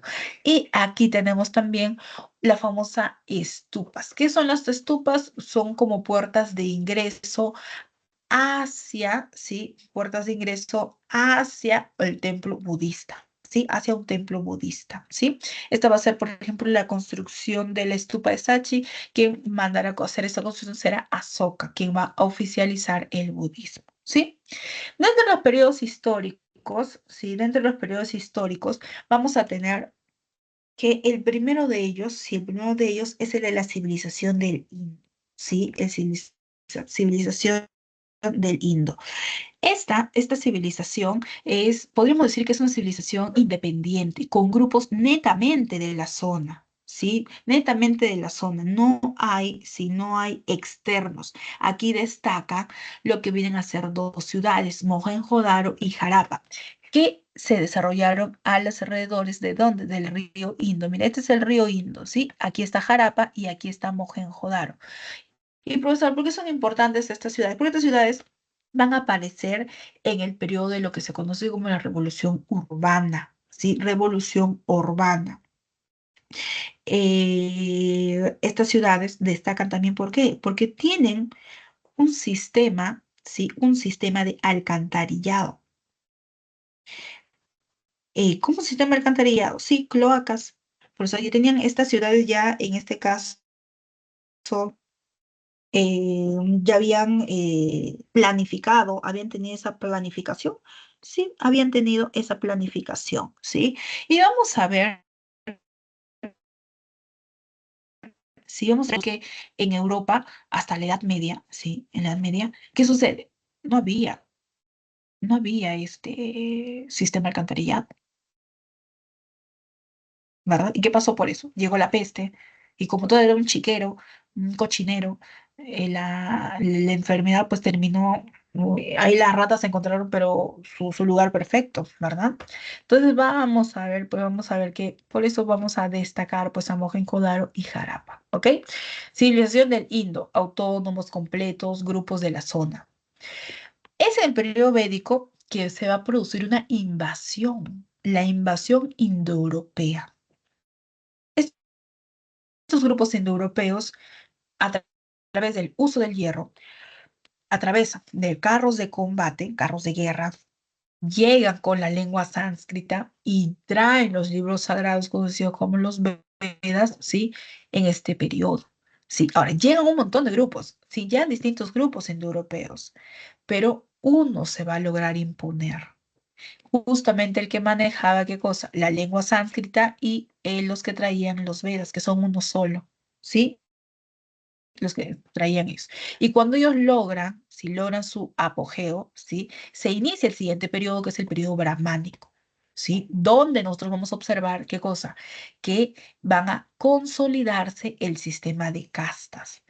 ¿Cómo que se consolida el sistema de castas? Sí, el sistema de castas viene a ser, ¿qué cosa? Un sistema social que está basada, sí, que está basada en principios religiosos, ¿sí?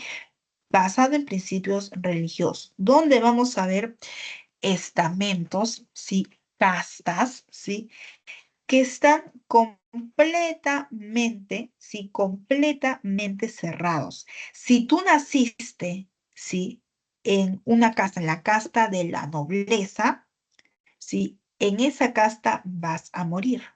No, profesora, yo voy a estudiar, me voy a superar y voy a llegar a ser sacerdote. Eso era imposible, porque aquí las castas eran cerradas, ¿sí? Las castas eran cerradas, ¿sí?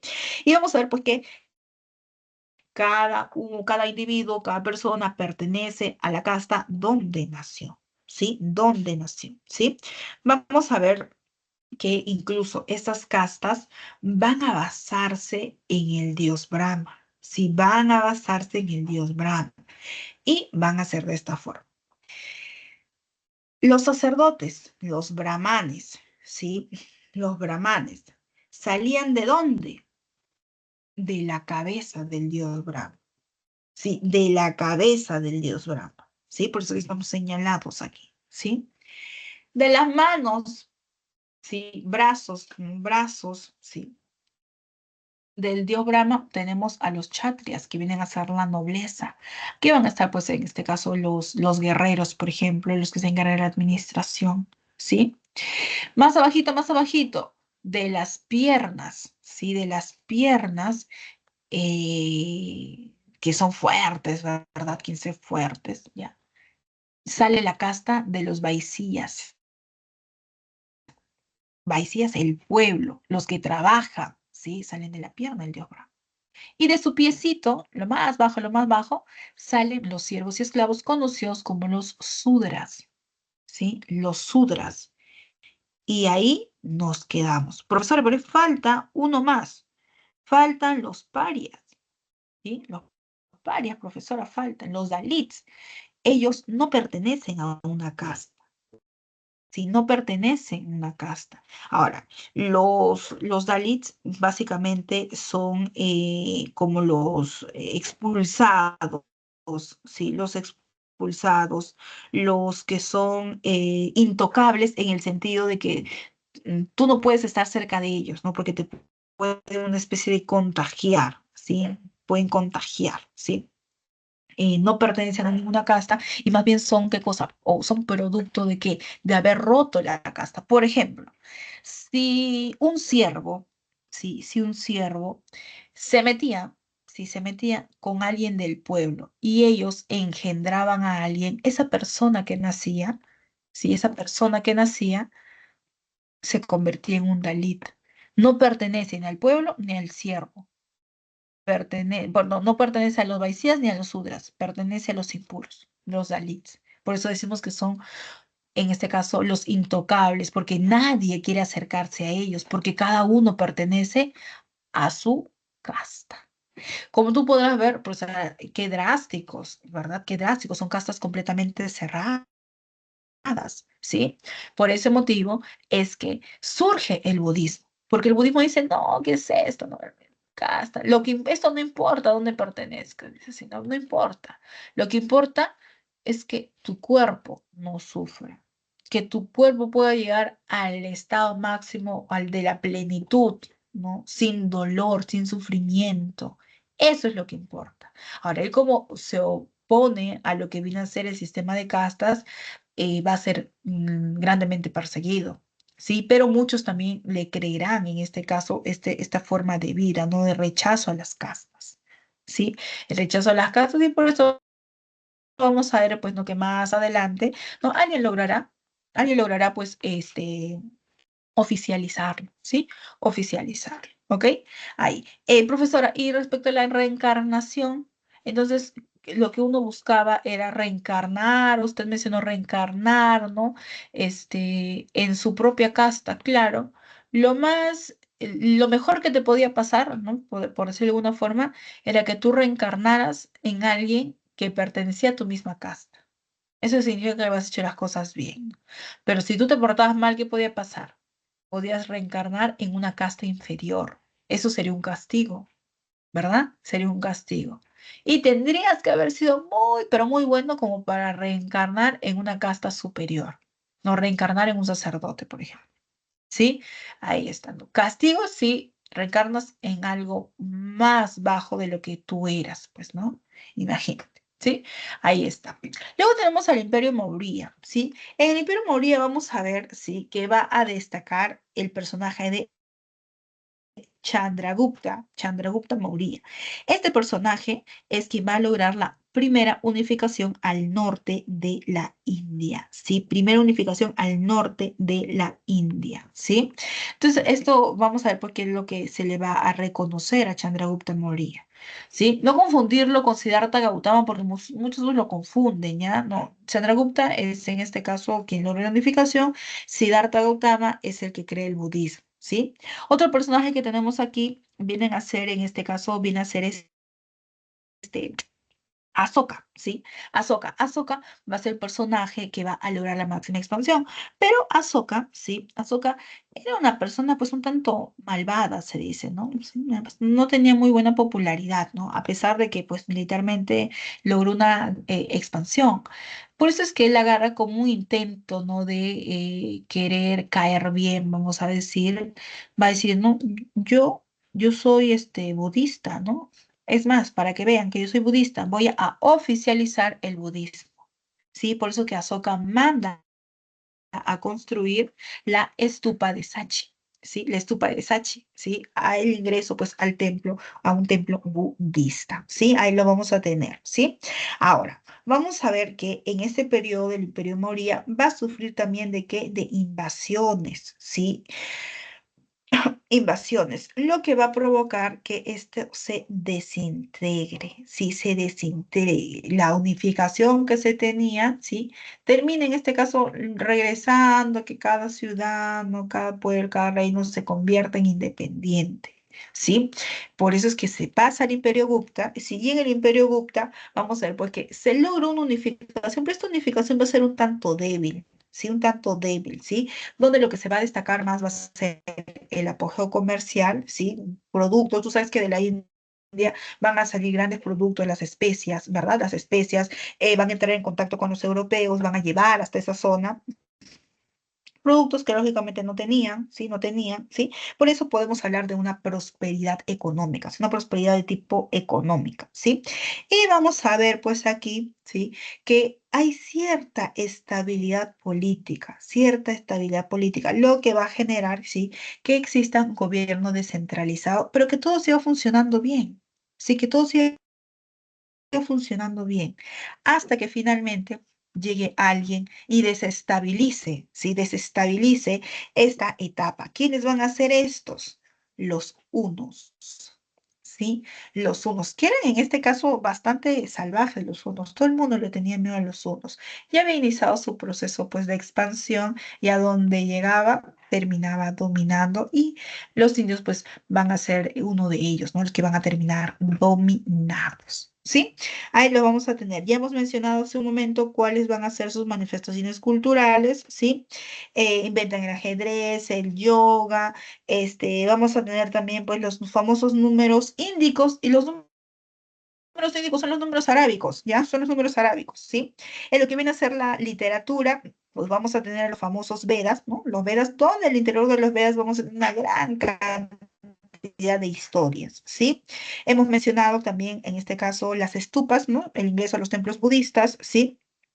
Y vamos a ver, pues, que lo que yo les había mencionado al inicio, ¿no? El brahmanismo y el brahmanismo y el hinduismo es lo mismo, ¿sí? Es lo mismo, ¿sí?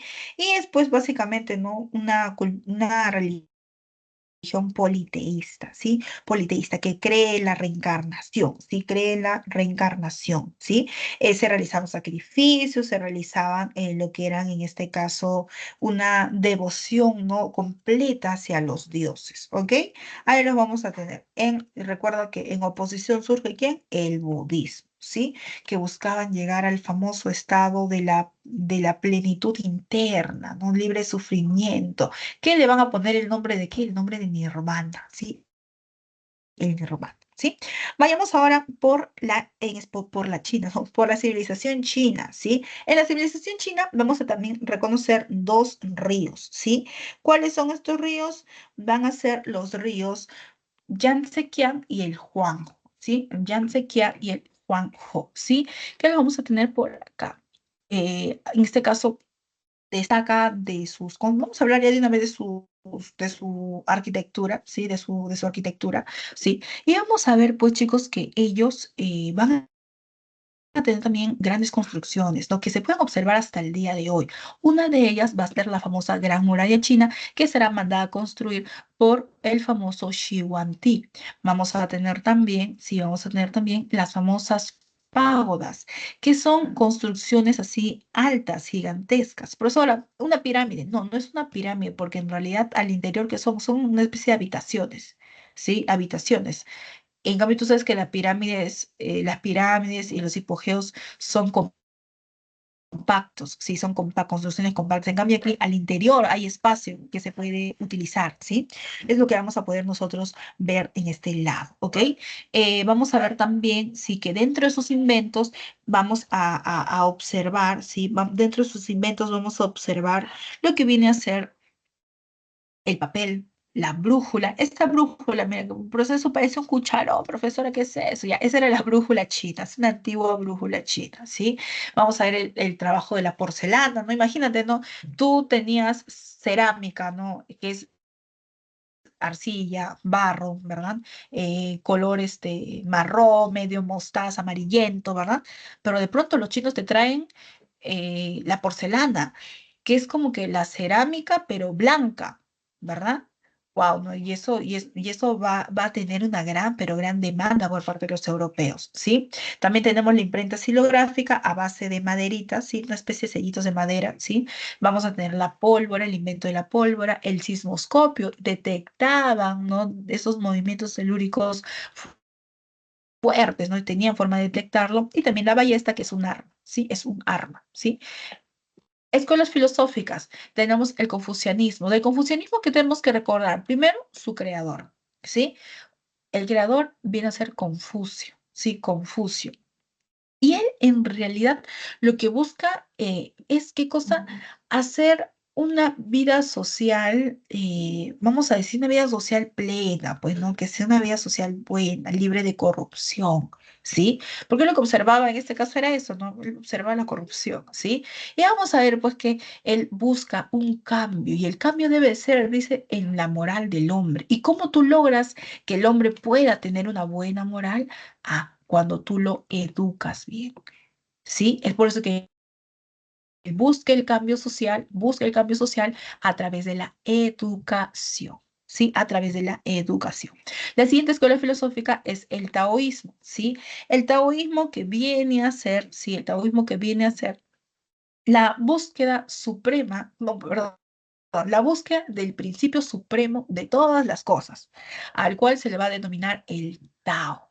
Sí, el Tao. El Tao es el principio de todas las cosas, pues es el origen, pues es el génesis de todo, sí.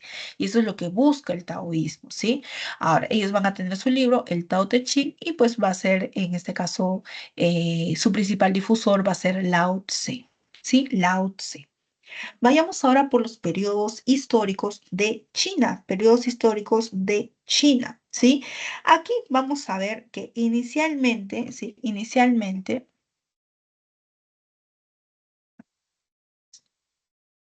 ya, voy a ver, ¿sí? Voy a ver que la primera, esto se va a dividir por dinastías. La primera de las dinastías será la dinastía Xia, ¿sí? La dinastía Xia. La dinastía Xia, chicos, es conocida como la etapa legendaria. Se dice que en este periodo habría existido un rey conocido como Yu el Grande, ¿sí? Yu el Grande, ¿sí? Por eso, si se dice que es legendario, quiere decir que Yu el Grande no existió. Sucede que hay un poquito de discusión respecto a si existió o no existió, ¿sí? Porque se le atribuye por algo así como que él inventó la agricultura. No, él creó la agricultura, pero tú sabes que la agricultura no se crea de la noche a la mañana, ¿verdad? Sino más bien es producto de un periodo largo de experimentación por parte del hombre, que pasa de la horticultura, no conocer cómo es que crecen en ese caso, cómo crece la vegetación, ¿no? Tiene un ciclo y cada producto tiene su propio ciclo, ¿verdad?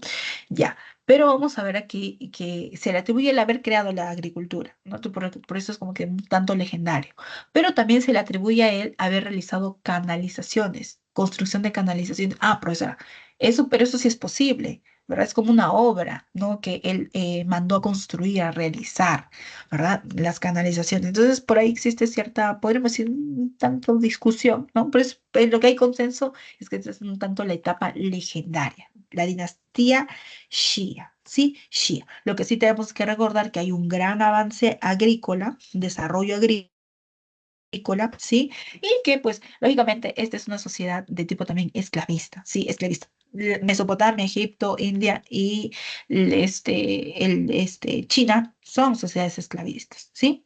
Luego tenemos la dinastía Shang. En la dinastía Shang, lo que nosotros vamos a ver que viene a ser que inicia esto de la idea de la herencia, ¿sí? De la herencia, ¿sí? Es decir, que si yo goberné, mi hijo también tiene que gobernar, ¿sí? Y así sucesivamente, ¿sí?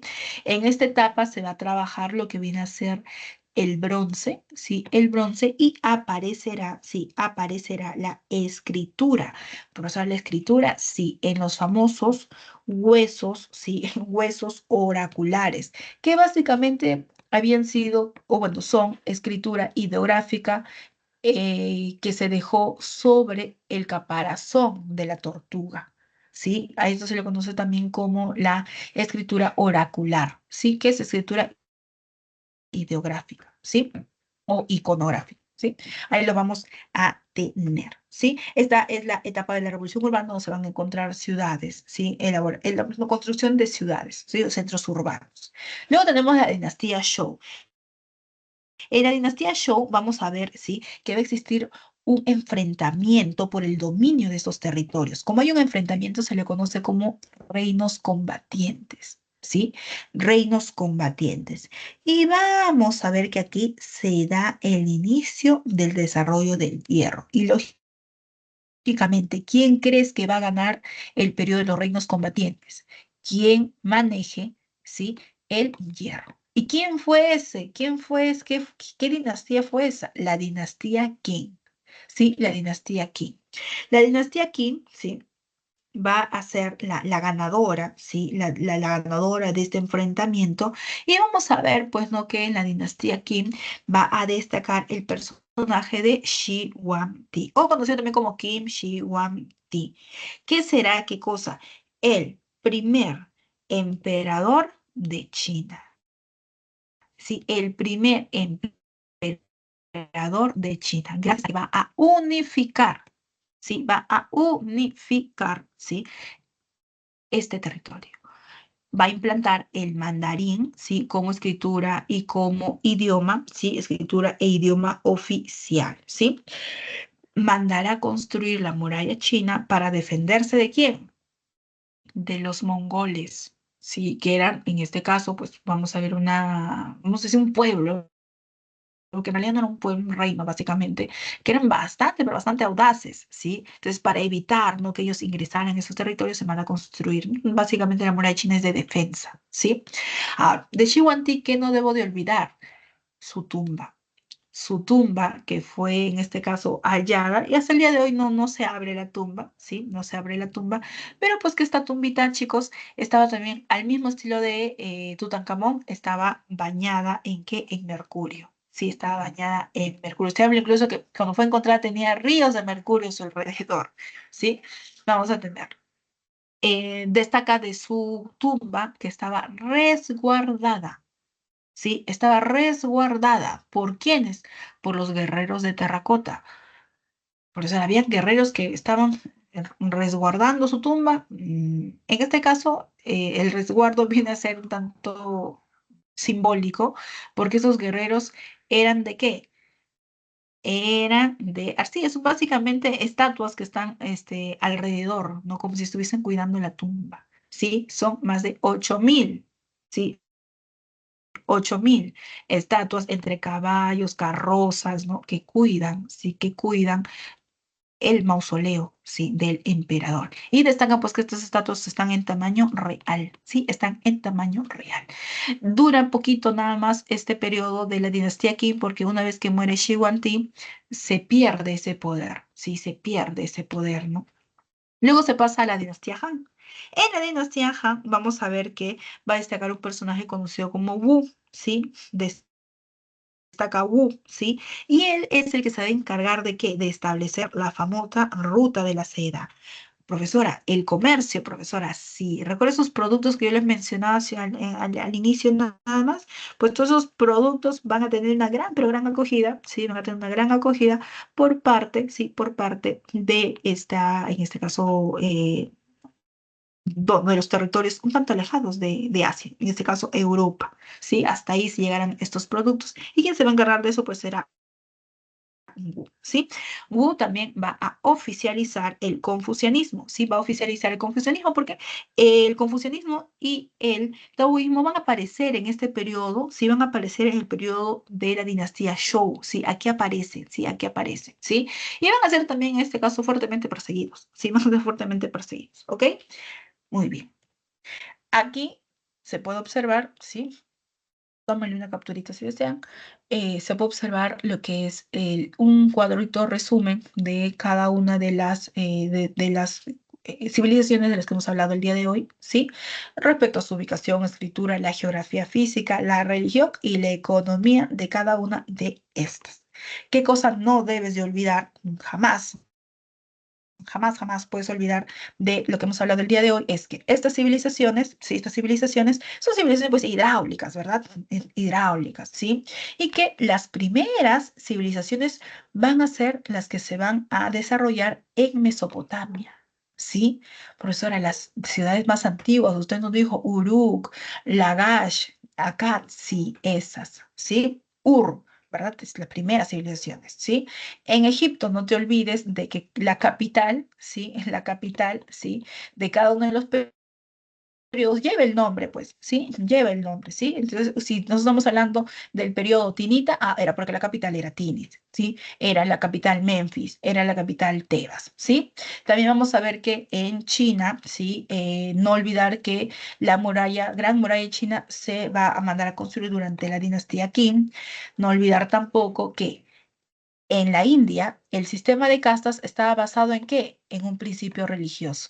Sí, el sistema de castas, que era la división de la sociedad, estaba basado en lo religioso, en el dios Brahma. ¿Sí? Y pues lo que les decía, no olvidar, civilizaciones hidráulicas, ¿sí? Civilizaciones hidráulicas del cercano y lejano oriente. Cercano, Egipto, Mesopotamia. Lejano, India, China. ¿Sí?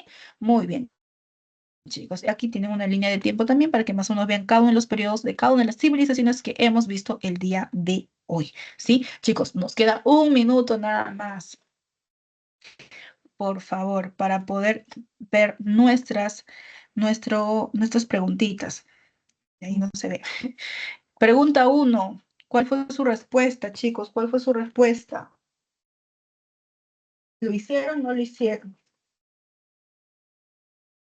Ya, si no lo hicieron, anoten, ¿sí? No vayan a marcar de frente sin haber intentado resolver. La pregunta 1 es la respuesta dado, 1 dado, ¿sí? 1 dado. Solo los 2 primeros enunciados son, en este caso, correctos. La pregunta 2, ya se ve.